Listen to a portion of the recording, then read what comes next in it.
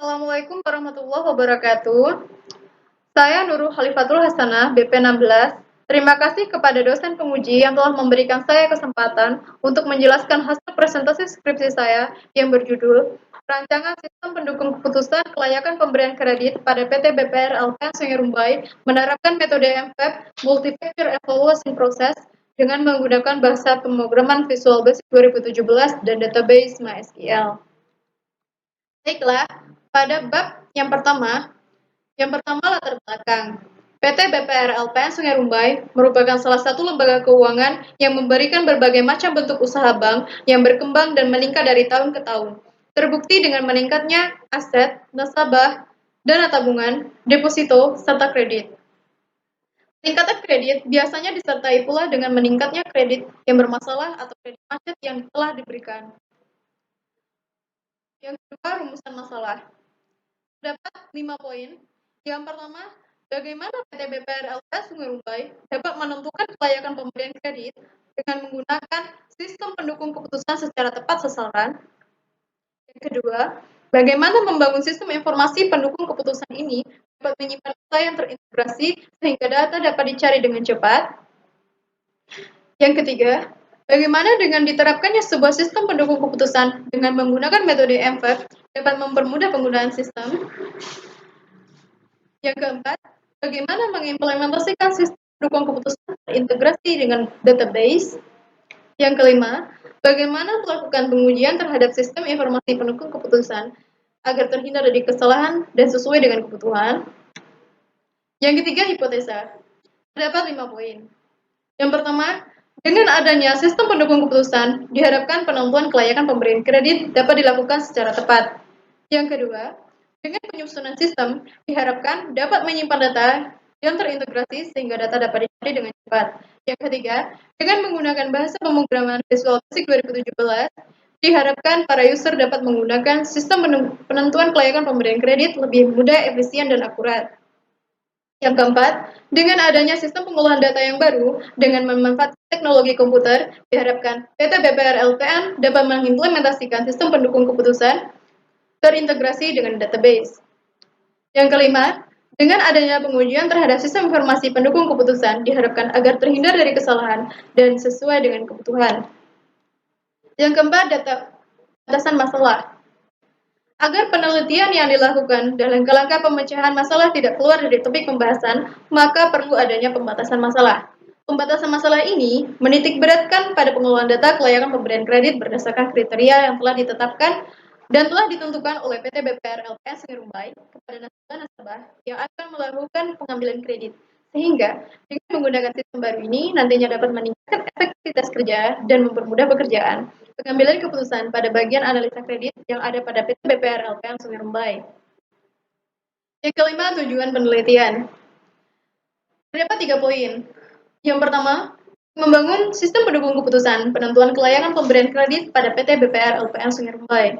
Yang kedua, untuk menerapkan metode MFEP Multi-Factor Evaluation Process data penentuan kelayakan pemberian kredit pada PT BPR LPN Sungai Rumbai. Yang ketiga, untuk menghasilkan sebuah sistem yang dijadikan alat bantu dan mempermudah dalam penentuan kelayakan pemberian kredit. Pada bab 3 terdapat metodologi penelitian. Pada metodologi penelitian terdapat kerangka kerja. Pada kerangka kerja bagannya seperti ini. Terdapat penelitian pendahuluan, lalu pengumpulan data, analisa masalah, lalu perancangan masalah, lalu implementasi, lalu pengujian. Itulah susunan kerangka kerja. Pada bab 4 yang pertama, use case diagram. Pada use case diagram ini terdapat 3 aktor. Ada aktor admin, pengawas, dan juga aktor pimpinan. Pada aktor admin, bisa mengakses entry data pemohon, entry data kriteria, entry data sub, kriteria, menu, input data penilaian, laporan hasil keputusan, setelah melakukan login. Pada aktor pengawas, hanya bisa mengakses 2 saja, yaitu menu dan input data penilaian, juga setelah melakukan login. Pada aktor pemimpin, hanya juga bisa melakukan dua akses saja, yaitu menu dan laporan hasil keputusan setelah melakukan login. Selanjutnya kelas diagram. Kelas diagram di sini dapat 6 tabel, yaitu tabel calon, tabel proses perhitungan, tabel kriteria, tabel nilai pemohon, tabel subkriteria, dan tabel admin. Pada tabel calon terdapat usabilitas pemohon dengan tipe data varchar, usabilitas NIC dengan tipe data varchar, usabilitas nama dengan tipe data varchar, usabilitas telepon dengan tipe data varchar, dan usabilitas alamat dengan tipe data varchar. Pada tabel proses perhitungan terdapat usabilitas dari pemohon dengan tipe data varchar, usabilitas tanggal TGL dengan tipe data date, usabilitas hasil dengan tipe data desimal, usabilitas keterangan dengan tipe data varchar, dan begitu pula dengan tabel-tabel yang lainnya. Pada tabel calon dan tabel proses perhitungan mempunyai relasi yaitu one-to-one. Tabel proses perhitungan dengan tabel kriteria mempunyai relasi one-to-many. Tabel kriteria dengan tabel subkriteria mempunyai relasi one-to-many. Tabel proses perhitungan dan tabel nilai pemohon mempunyai relasi one-to-one. Baiklah, selanjutnya aktiviti diagram pemimpin atau pimpinan. Di sini, pada daftar pemimpin, setelah melakukan login, dia akan masuk ke dalam menu utama. Dalam menu utama, terdapat dua aktiviti, yaitu aktiviti laporan dan logout. Pada aktiviti laporan, terdapat aktiviti laporan hasil keputusan. Pada logout, itu mengakhiri kerja atau aktivitas. Selanjutnya, aktiviti diagram admin. Atur admin melakukan login. Setelah melakukan login, dia akan masuk ke dalam menu utama. Setelah masuk ke menu utama, terdapat 4 activity diagram, yaitu activity entry data, activity proses data, activity laporan, activity logout. Pada activity entry data, terdapat 3 activity. Activity data pemohon, activity data kriteria, activity data penilaian. Pada proses data, activity proses data terdapat activity proses data perhitungan. Pada activity laporan terdapat activity laporan keputusan dan logout mengakhiri aktivitas. Baiklah, masuk ke dalam bab 5. Di bab 5 ini implementasi dan pengujian sistem.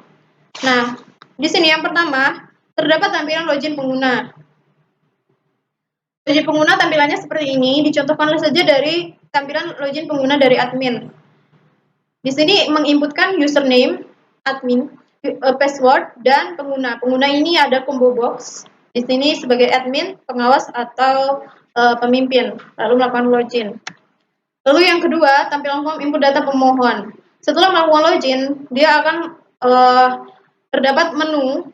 Di sini ada seperti ini, data pemohon, data kriteria, data nilai pemohon, proses perhitungan, dan laporan keputusan. Dan di sini adalah tampilan dari form input data pemohon. Di dalam sini ada kode pemohon, nick, nama, telepon, alamat. Dan di sini kita bisa menginputkan satu-satu. Dan ketika kita menginputkan satu-satu, ketika kita save, dan kita akan menambahkan lagi dengan mengklik button add. Lalu di sini kita tampilkan lagi, kita tambahkan lagi, inputkan.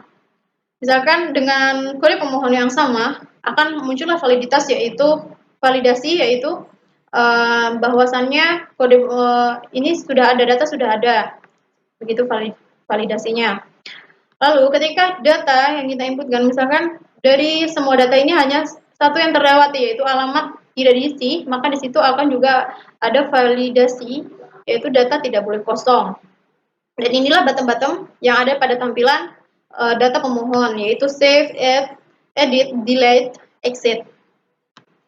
Baiklah, langsung saja masuk ke tampilan form input data subkriteria. Nah, data input data subkriteria berada dalam data kriteria. Setelah kita melakukan penginputan data kriteria, misalkan di sini batas penginputan data kriteria ada 5, karena di sini kita ambil saja yang terpenting. Lalu jika nanti, admin akan mengganti atau ingin mengedit, kriteria-kriteria ini, mana yang lebih penting lagi, ada yang lebih penting lagi begitu, nanti, tinggal melakukan pengeditan saja karena di sini biar tidak terlalu banyak gitu. Lalu, eee, saat kita sudah melakukan penginputan kriteria, maka kita, bisa melakukan mengklik top button, yaitu subdata kriteria, di mana per kriteria kita bisa memasukkan, beberapa subkriteria, yaitu misalkan, di sini kode kriteria 001 dengan nama kriterianya penghasilannya, bisa kita masukkan nama kriterianya misalkan, 1 penghasilan 1 sampai 5 juta, 1 juta sampai 5 juta gitu, lalu kita memasukkan nilainya, kita pilihnya 0,95 sampai berapa kita masukkan memberikan nilainya. Untuk subkriteria ini nilainya sekian gitu. Lalu selanjutnya tampil form input data proses perhitungan.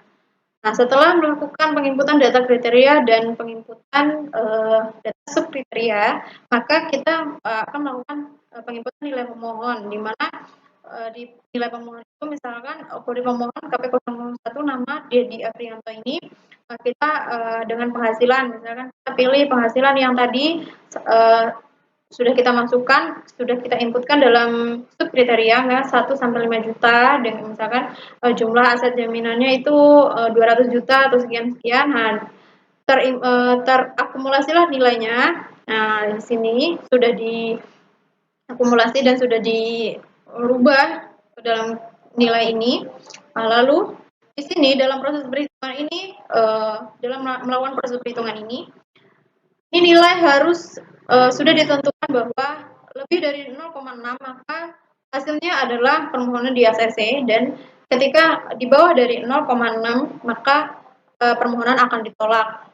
Jadi ini rumusnya dari rumus yang metode MFAB ini yaitu nilai bobot kriteria 1 dikali dengan nilai alternatif 1 ditambah dengan nilai bobot kriteria 2 dikali dengan nilai alternatif 2 dan begitu seterusnya sampai ke kriteria 5 dan alternatif 5. Lalu ketika kita proses keluarlah hasil di ACC atau tidaknya. Lalu kita save, bisa kita delete atau segala macam. Inilah tampilan data proses perhitungan. Setelah itu lalu inilah tampilan dari laporan hasil keputusannya. Baiklah, pada bab ke-6 ini yang terakhir adalah kesimpulan. Terdapat 6 poin yaitu dengan adanya sistem pendukung keputusan diharapkan penentuan kelayakan pemberian kredit dapat dilakukan secara tepat. Yang kedua, dengan penyusunan sistem diharapkan dapat menyimpan data yang terintegrasi sehingga data dapat dicari dengan cepat. Yang ketiga, dengan menggunakan bahasa pemrograman Visual Basic 2017, diharapkan para user dapat menggunakan sistem penentuan kelayakan pemberian kredit lebih mudah, efisien, dan akurat. Yang keempat, dengan adanya sistem pengolahan data yang baru dengan memanfaatkan teknologi komputer, diharapkan PT BPR LPN dapat mengimplementasikan sistem informasi pendukung keputusan terintegrasi dengan database. Dan yang kelima, dengan adanya pengujian terhadap sistem informasi pendukung keputusan, diharapkan agar terhindar dari kesalahan dan sesuai dengan kebutuhan. Baiklah, itu tadi hasil dari presentasi penelitian skripsi saya. Banyak kekurangan dan kesalahan saya ucapkan, mohon maaf yang sebesar-besarnya. Saya akhiri dengan Assalamualaikum warahmatullahi wabarakatuh.